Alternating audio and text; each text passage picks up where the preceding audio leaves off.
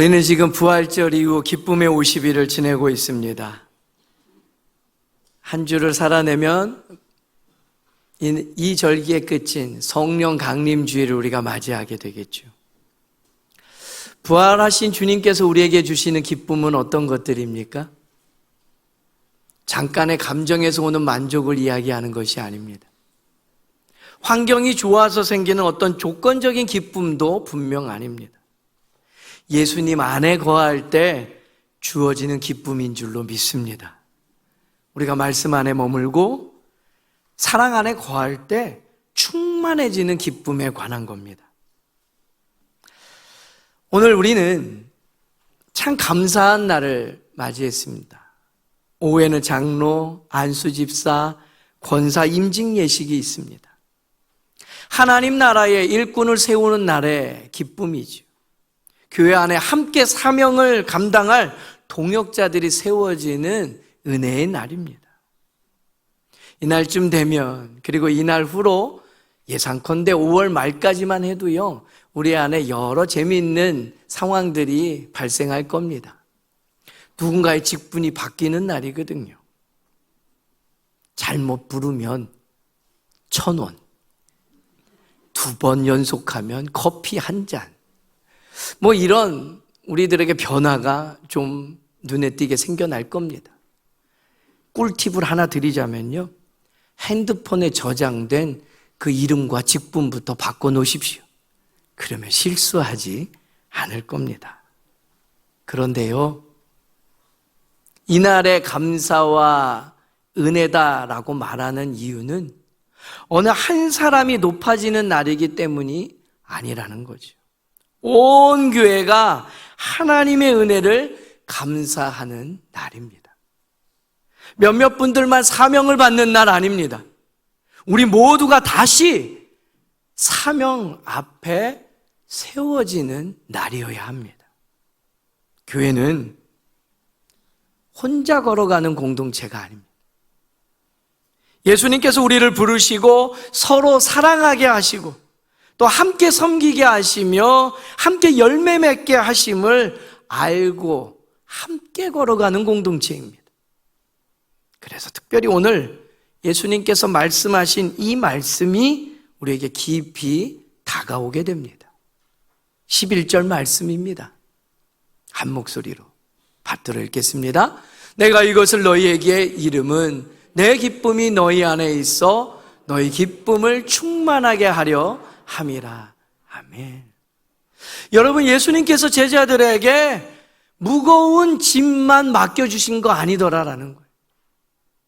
너 십자가 지고 따라오라 사명만 무겁게 우리에게 짊어지게 하신 것 아니라는 거예요.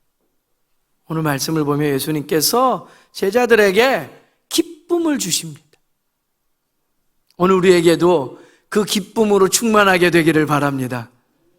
그런데 말씀을 전하면서 제게 들어오는 여러분의 표정은 예수님께서 주시는 기쁨 도대체 그게 뭔데라는 듯한 표정이십니다. 받은 게 없는 것 같은 그런 표정 지으시면 아니 되옵니다. 예수님께서 우리 안에 주시는 그 충만하게 하시는 기쁨이 뭔데요? 오늘 말씀 속에서 우리가 그것들을 확인하면서 혹시나 흘러 세워져 나갔다면 다시 한번 채워지는 은혜를 경험하게 되기를 바라고, 그것이 충만히 넘쳐 흘러서 선한 영향으로 우리 하나님을 자랑하는 인생 되기를 간절히 소망합니다. 첫 번째 말씀, 우리 9절 말씀에서 함께 찾아보겠습니다. 한 목소리로 받들어 읽겠습니다. 아버지께서 나를 사랑하신 것 같이 나도 너희를 사랑하였으니 나의 사랑 안에 거하라. 아멘. 첫 번째 우리에게 주시는 말씀은요, 주의 사랑 안에 거할 때 기쁨이 시작되더라. 여기서 중요한 말은요, 우리가 9절 말씀에 거하다라는 단어를 확인했습니다. 잠깐 들렸다가 가는 기쁨 아니라는 거예요. 계속해서 머무는 것들에 대한 이야기입니다. 관계 안에 뿌리를 내리고 그것이 자라나고 열매 맺는 것들을 통해 주시는 기쁨이라는 거예요. 예수님께서 지금 제자들을 부르셨습니다. 그리고 너희들 먼저 나를 위해 좀 일해라, 이렇게 말씀하지 않으셨어요. 먼저 저기 가서 어떤 성과를 좀 가지고 와라, 그렇게 명령하지 않으셨어요. 먼저 나의 사랑 안에 거하라, 그렇게 말씀하셨습니다. 한번 따라해 보겠습니다. 나의 사랑 안에 거하라. 이 순서가 중요합니다. 예수님께는요, 사랑 안에 우리가 먼저 거하는 것, 머무는 것, 살아가는 것, 그것이 최우선이더라라는 거예요. 할렐루야. 사랑이 먼저이고요, 그 다음에 사명입니다. 섬김도 그 다음입니다. 열매도 그 다음입니다. 사랑 안에 머물지 않으면서 사명을 이야기하고 섬김의 자리로 나아가고 열매 맺기를 바라니까 쥐어짜야 돼서 힘들어 죽겠다는 거예요. 오늘 이 아침 우리가 확인할 것은 내가 주의 사랑 안에 머물고 있는가, 이것을 확인하는 일이 시작이라는 거예요. 오늘 본문은 요한복음 15장의 말씀입니다. 요한복음 15장의 말씀은 예수님께서 포도나무와 가지의 비유를 들어 설명하신 이야기예요. 그 비유 끝에 나오는 말씀이 오늘 본문의 말씀이라는 거에 주목하시기 바랍니다. 포도나무 가지가 열매를 맺는 이유는 무엇입니까? 가지가 단단해서 아니라는 거예요. 포도나무에 붙어 있기 때문인 줄로 믿습니다. 가지가 나무에 붙어 있으면 생명이 흐르기 시작하는 거예요. 양분이 흘러가기 시작하는 거예요. 그러면 떼가 되어 열매 맺는다, 이것입니다. 우리의 신앙도 그렇습니다. 우리가 예수님의 사랑 안에 거할 때 은혜가 흘러가는 거예요. 그러면 용서할 수 없는 자리에 용서가 시작되는 걸 보게 되고요, 인내가 생겨나는 거고, 감사가 흘러가는 거고, 그리고 마침내 기쁨으로 가득 채워지고 넘쳐 흐르게 되는 줄로 믿습니다. 교회 안에서 직분을 받는다는 것, 단지 일을 맡는다는 것에 대한 이야기가 아닙니다. 예수님의 사랑 안에 더 깊이 거하라는 부르심입니다. 임직의 출발은 능력이 있어서도, 경력이 쌓여서도, 사람들의 인정 때문도 아닙니다. 임직의 출발은 예수님의 사랑인 줄로 믿습니다. 예수님께서 말씀하십니다. 아버지께서 사랑하신 것 같이 나도 너희를 사랑하였다. 이 얼마나 놀라운 말씀입니까? 예수님께서 우리를 사랑하시되 아버지께서 아들을 사랑하신 그 사랑으로 사랑하셨더라라는 거예요. 완전한 사랑입니다. 변함없는 사랑이고 포기하지 않으시는, 끝까지 붙드시는 사랑입니다. 저와 여러분이 그 사랑을 받은 사람입니다. 우리는 부족하지만 사랑을 받았습니다. 저와 여러분은 연약하지만 부르심을 받았습니다. 그러므로 우리는 감사할 수 있습니다. 여러분, 사랑 안에 거하는 사람은요, 억지로 섬기지 않습니다. 비교하면서 섬기지도 않습니다. 인정받기 위해 섬기지도 않습니다. 그저 사랑받았기 때문에 섬기는 자리로 나아가는 거고, 은혜 받았기 때문에 그 사랑 갚을 길 없어 섬김의 자리로 나아가는 거예요. 그래서 기꺼이 섬깁니다. 한번 따라해 보겠습니다. 그래서 기꺼이 섬깁니다. 이 순서가 바뀌면 힘들어져요. 억지스러워져요. 부자연스러워져요. 쥐어짜야만 되는 일처럼 느껴져요. 우리 모두가 주님의 사랑 안에 다시 깊이 거하는 은혜가 이 아침 우리 가운데 회복되기를 간절히 소망합니다. 그 사랑 안에서 우리의 사명이 함께 다시금 시작되기를 간절히 축원합니다. 두 번째 말씀은 이어지는 10절 말씀에서 찾겠습니다. 한 목소리로 받들어 읽겠습니다. 내가 아버지의 계명을 지켜 그의 사랑 안에 거하는 것 같이 너희도 내 계명을 지키면 내 사랑 안에 거하리라. 아멘. 두 번째 우리에게 주시는 말씀은 순종 안에 머물 때 기쁨이 깊어지더라라는 거예요. 주의 사랑 안에 머물 때 그 기쁨이 시작되는 거고, 그 시작된 기쁨이 순종 안에 나아갈 때 깊어지더라라는 거죠. 예수님은 사랑 안에 거하는 길을 분명히 말씀해 주셨습니다. 내 계명을 지키라. 그러나 여러분, 오해하지 마십시오. 순종은 사랑을 얻기 위한 조건이 결코 될 수 없습니다. 이미 받은 사랑 때문에 순종하며 나아가는 거예요. 그 안에 머무는 길이, 사랑 안에 살아가는 길이 순종 속에서 나타난다는 이야기예요. 쉽게 예를 들면 이런 겁니다. 자녀가 순종해야만 자녀가 되는 것입니까? 아닙니다. 말 안 듣고 말썽 피워도 이미 자녀입니다. 그게 속 터지는 일이죠. 그러나 자녀가 부모의 사랑 안에 건강하게 머물기 위해서는 부모의 뜻을 신뢰하고 따르는 일이 필요하더라라는 거예요. 순종은 사랑을 사는 값이 아니고요, 사랑 안에 머무는 길이라는 겁니다. 우리의 신앙도 그렇습니다. 우리는 순종해서 구원받은 것 결코 아닙니다. 은혜로 구원받음 믿으시기 바랍니다. 그러나 구원받은 사람은 예수님의 말씀을 따라 살아가려고 합니다. 왜요? 예수님의 말씀이 생명의 길임을 알기 때문에. 예수님께서도 이 땅에 오셔서 그러한 삶을 살아가시며 보여주셨어요. 내가 아버지의 계명을 지켜 그의 사랑 안에 거하는 것 같이, 그렇게 오늘 말씀해 주시잖아요. 예수님의 순종은 억지 순종이 아니었더라라는 거지요. 하나님 아버지와의 사랑 안에서 온전히 드려진 순종이었습니다. 그 순종의 걸음이 십자가의 길에 명확하게 보여지잖아요.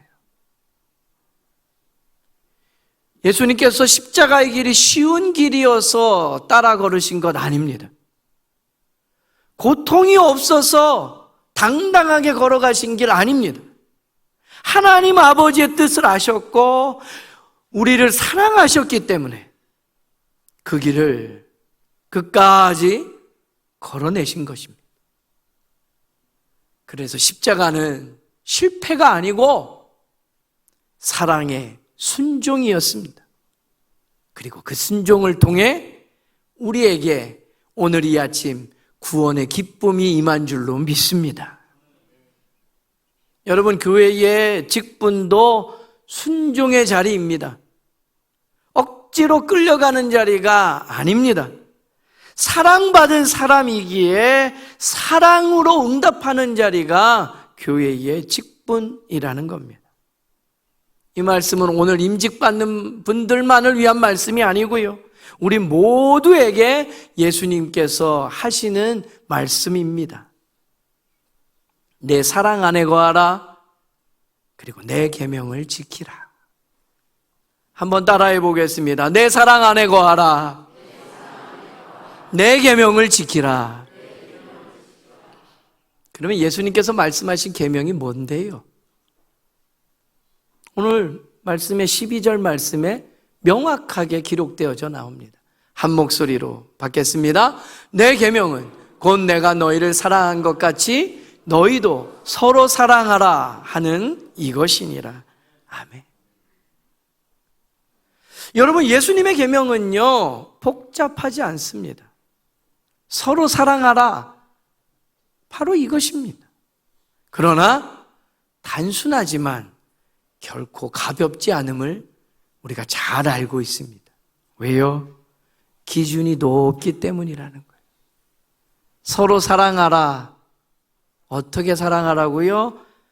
내가 너희를 사랑한 것 같이. 그 예수님의 기준에 맞춰서 서로 사랑하려니 이게 쉬운 얘기가 아니더라라는 거지. 가끔 우리는요, 교회에서 맡겨진 일을 하면서도요, 기쁨을 잃을 때가 있습니다. 맡겨진 일이 많아서만은 아닙니다. 사랑을 잃으면 일이 짐이 되고 맙니다. 감사가 사라지면 사명이 부담으로 찾아오게 되어 있어요. 순종이 사랑에서 멀어지면 직분이 무거운 이름만 남게 되더라고요. 그러나 사랑 안에서 순종하면 기쁨이 깊어지는 것들을 우리가 경험하게 됩니다. 같은 일을 해도 마음가짐이 달라지는 거예요. 누가 알아주지 않아도 주님이 아신다는 믿음이 생겨나기 시작하는 거예요. 내가 앞에 서지 않아도 괜찮아요. 주님의 몸된 교회가 세워진다면 감사할 수 있게 되는 거예요. 할렐루야. 내 방식대로 내가 원하는 대로 일이 진행되지 않아도 상관없어요. 하나님의 뜻이 이루어진다면 기뻐할 수 있더라라는 거예요. 사랑하라는 그 계명에 순종하여 예수님께서 주시는 기쁨으로 충만케 되는 오늘 이 아침 되기를 간절히 소망합니다. 마지막 우리에게 주시는 말씀은 11절 말씀에서 찾아보겠습니다. 한 목소리로 받들어 읽습니다. 내가 이것을 너희에게 이름은 내 기쁨이 너희 안에 있어 너희 기쁨을 충만하게 하려 함이라. 아멘. 세 번째 우리에게 주시는 말씀은요, 서로 사랑할 때 기쁨이 충만해진다라는 겁니다. 여러분, 이 말씀을 예수님께서 어느 형편에 하셨는지 생각해 보십시오. 십자가 짊어짐을 앞두고 제자들에게 하신 말씀이에요. 곧 붙잡히실 형편입니다. 곧 배반당할 상황이에요. 얼마 가지 않아서 십자가를 지실 그 시간에 예수님은 그 자리에서 기쁨을 지금 이야기하고 계셔요. 어떻게 이 일이 가능할까요? 모르고 하시는 말씀이 아닌데 말이에요. 예수님의 기쁨은 상황에 묶인 기쁨이 아니기 때문이에요. 하나님 아버지의 뜻 안에 있는 기쁨이기에 마지막 순간에도 그 기쁨을 우리에게 말씀하신 거예요. 제자들을 끝까지 사랑하시는 기쁨이었고요, 사랑의 사명을 완성하는 기쁨이기에 오히려 마지막까지 그 기쁨을 이야기하며 들려주시더라라는 거예요. 예수님은 그 기쁨이 우리 안에 충만하게 됨을 기대하십니다. 충만하게 하려 함이라라는 말은요, 가득 채우고자 하는 마음이, 부족함 없이 채운다라는 의미를 가지고 있어요. 예수님은요, 제자들이 어느 순간에 잠깐 기뻐하는 것들에 대한 이야기를 하시는 게 아니에요. 예수님의 기쁨이 제자들 안에 있고 제자들이 기쁨으로 충만하게 되는 것을 누구보다 원하시더라라는 거예요. 그런데 그 기쁨은 어디에서 옵니까? 서로 사랑하는 데서 온다라는 거예요. 다시 한번 12절 말씀이요, 한 목소리로 읽겠습니다.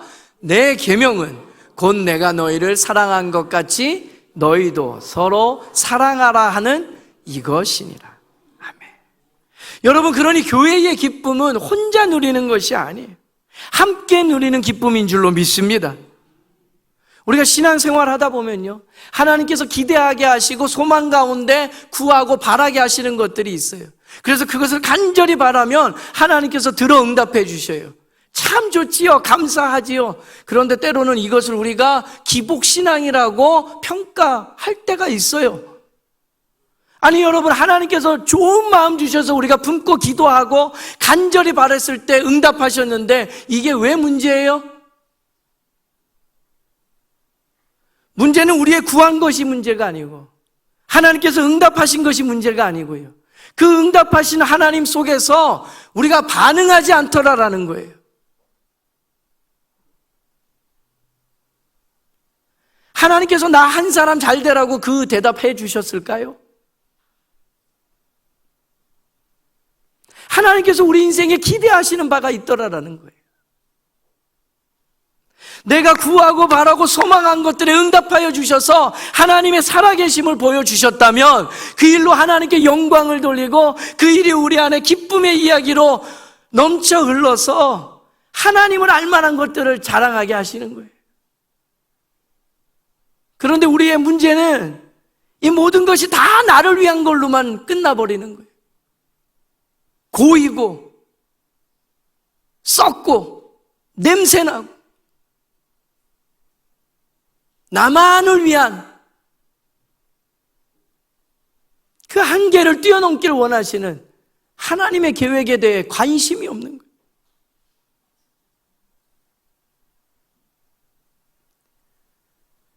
여러분, 교회가 건강할 때 생기는 기쁨은 누구 한 사람 혼자 빛내는 데서 찾아오지 않습니다.